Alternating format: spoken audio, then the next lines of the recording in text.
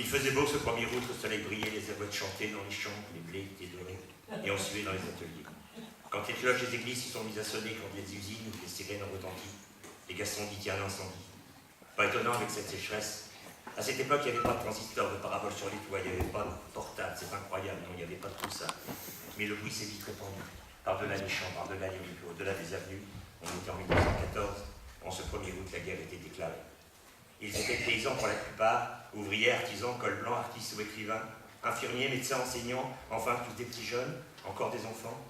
Il faisait beau ce 1er août 1914, et ils avaient 20 ans, et on leur a promis, il n'y en aura pas pour longtemps. Vite sur les aura les Allemands, et en septembre, on pourra faire les vendanges. Henri, comme ses copains, en était sûr, et c'est en chantant qu'il est parti de la fleur au fusil. Et dans son équipement, il était tout content. En 15, dans les premières tranchées, il a moins rigolé quand il a entendu les premiers canons gueuler.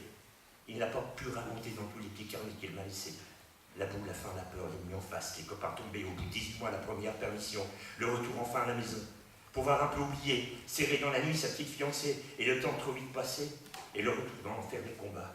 La pluie, la neige, le froid, les poux, les rats, la soupe rataillée, des heures interminables à entendre sur la paillasse mouillée, et la trouille inavouable, et le pinard qu'on avale avant d'escalader le mur de terre, en tirant devant avec son fusil Lebel, et quand on est arrivé la baïonnette en avant pour crever l'ennemi allemand avant qu'il vous en fasse autant. En 13, il a reçu une lettre qui lui annonçait la naissance de maman. Il avait même plus de larmes pour pleurer. Il ne savait même pas s'il était content. Chemin des dames, il en avait soupé, d'abord des dames, il n'en avait pas. Il y avait des corps tombés qu'il fallait ramasser et des soldats blessés qu'on entendait gueuler. En 17, il n'avait pas beaucoup avancé, il avait cessé de penser. Des cartouches, combien il en avait tiré, incapable maintenant de compter.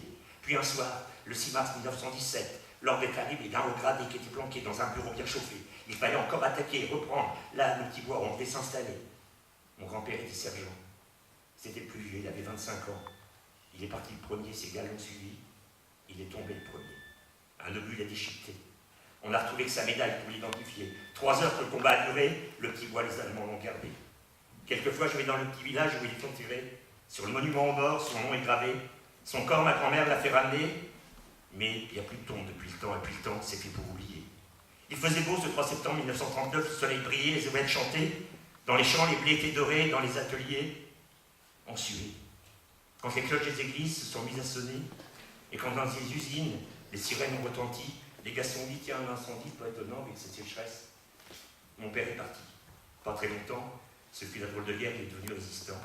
Et c'est mon frère aîné qui a fait la dernière, la guerre d'Algérie, la fin des colonies. Et moi, je suis juste là pour vous raconter. Oui, juste là pour vous raconter.